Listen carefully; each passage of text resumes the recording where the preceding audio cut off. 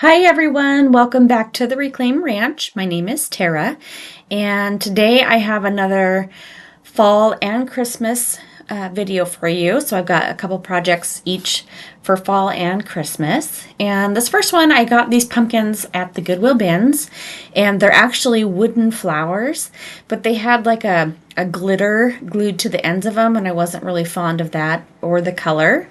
So what I'm going to do is just spray paint them. And this color here is like I can't remember the name of it, but it's just like a cream color. And I was going to do it completely covered, but then as I got to looking at it, I was like, it's kind of cool with the two tones. It just kind of mutes that orange a little bit. And so I ended up doing two coats, but I kept it pretty muted. And then this one is a Serenity chalk paint, and I did completely cover the orange in this one. So just wanted to have a little bit of variety, and here they are. And then I'm going to go ahead and go in with my Fusion in the color Oakum to do the little stems there. And then I thought, well, it's still kind of plain, so what I did was I picked out a couple of pretty good sized leaves, and I'm going to hot glue the leaf on there. But before I do that, I'm going to paint the leaves in this really pretty metallic vintage gold color, and I did it for both the blue and the orange pumpkin, and I did both sides of the leaves and let that dry, and then I just hot glued that right onto the pumpkin next to the stem and called it good. And I think this was a really easy transformation, yet makes them look higher end and a fun little flip for the holidays.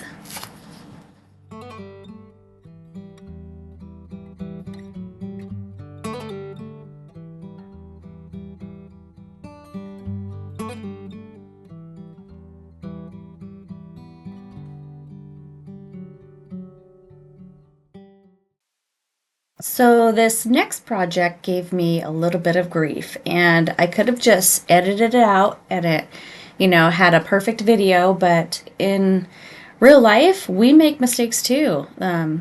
So I had this little mailbox, and I wanted to paint it white because my intention was to make it like a letters to Santa mailbox, which I thought would be really cute. And the idea was cute, but the execution was terrible.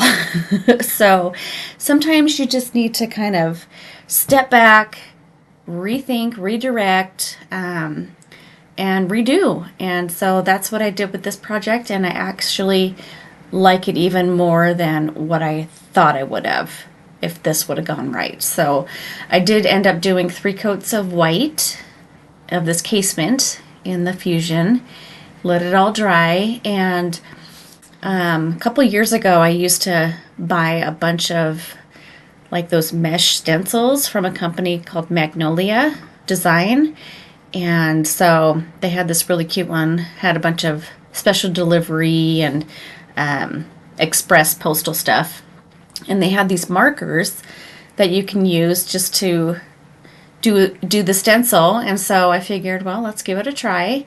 And with these stencils, you want to make sure to push down really hard, and I thought I did.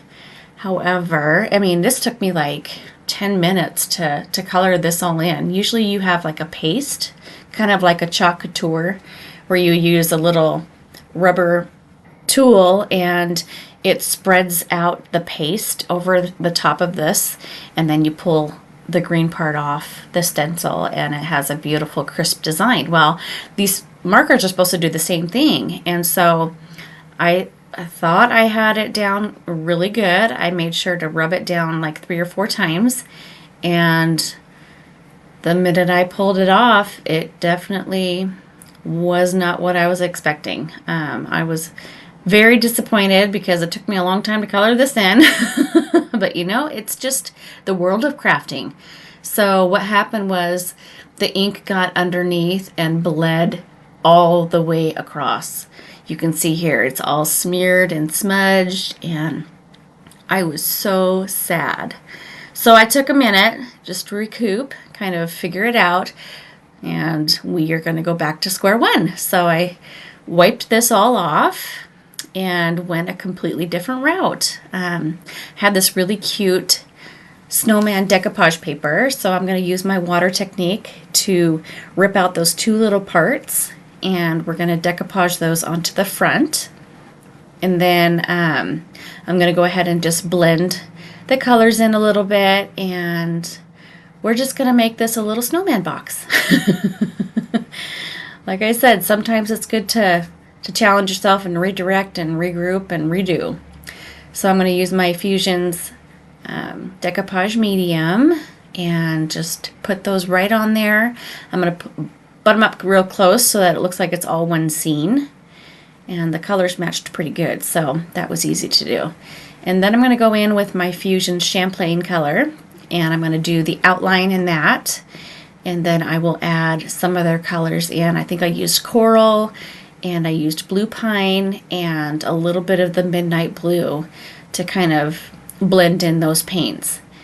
And then we're going to put on the top there, we're going to put Snow Day, which I thought was kind of cute. So you'll have to let me know what you guys think. I think this turned out super, super cute. I haven't done a snowman, I don't think, this year yet, so it was fun to do. And like I said earlier, it's okay to make mistakes. Sometimes your projects end up turning out way better than what you first originally had planned, and so that's what happened with this guy. I was thinking one way and ended up another, and I love it.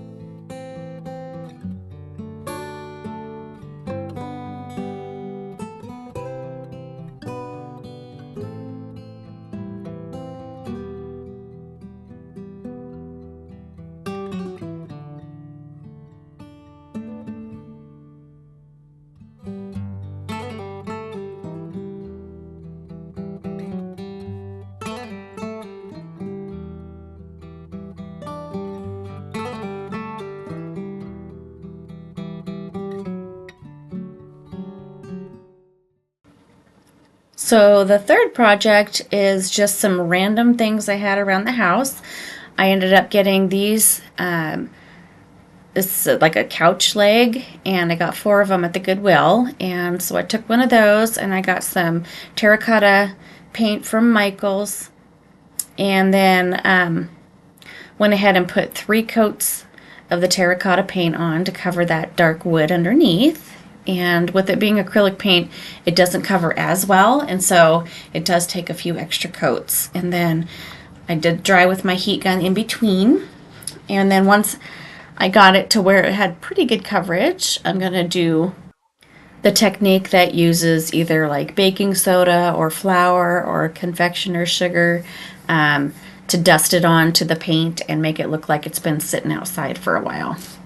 So this is just going to be the base for my pumpkin that I'm going to have on top, and I'm going to paint the pumpkin and then put florals in it. So it's going to be like a pumpkin sitting in a pot. So here I'm just using my flour, and I always try to use a tray with some either parchment or wax paper. That way it makes cleanup a lot easier. And I put a pretty good amount on, but I'm going to do it in sections because the paint dries a little bit faster if you go all the way around, and then you're going to have some spots that don't have the flour on there. So I actually still ended up having spots that didn't, and then I just went back in with my Mr. Spray bottle, sprayed it with a little bit of water, and then put more flour on.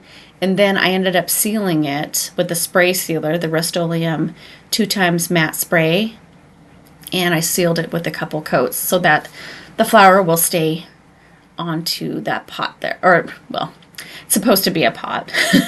A wooden leg. So here's my pumpkin, and it's just one of those from Hobby Lobby, and I'm going to make my own color. So I'm using DIY's Orange Crush and Fusion's Bedford, and I want it to be just a kind of a lighter orange color, more towards, you know, the terracotta, but really light. And so it ended up using quite a bit of that Orange Crush and Bedford, but I just mixed it to the consistency that I liked it. And then once I got to the color I wanted, I went ahead and I did do 2 coats of this on the pumpkin. And then because it's like half Fusion and half DIY clay-based paint, I did want to reseal it. So what I'm going to do is I'm going to seal it with the DIY's dark wax. And I'm going to end up putting the dark wax all over the pumpkin and wiping it back. And that way it's going to give it a little bit more of an antique feel, and it's going to bring out the crevices a lot more. So here's that wax, and it's going to look a little scary at first because, you know, it's all over the entire pumpkin. But, you know, just trust the process, and as you go, make sure to get it into those deep crevices. And then I don't like to let it sit for too long, especially when I'm looking for just like a light coverage. So I instantly take my shop towel right after I put this on and start wiping it back. And if you do prefer a darker color, you can leave it sit for 5-10 minutes, and that way it'll kind of soak in a little bit more and be a little bit darker. But this was right where I wanted it, and I think it turned out pretty good. And then from here, I'm going to let that dry a little bit, and then we're going to remove the stem on top. And I've got just some random florals that I'm going to put into the top of the pumpkin. But I just use a chippy brush here to remove the excess flour after it has dried.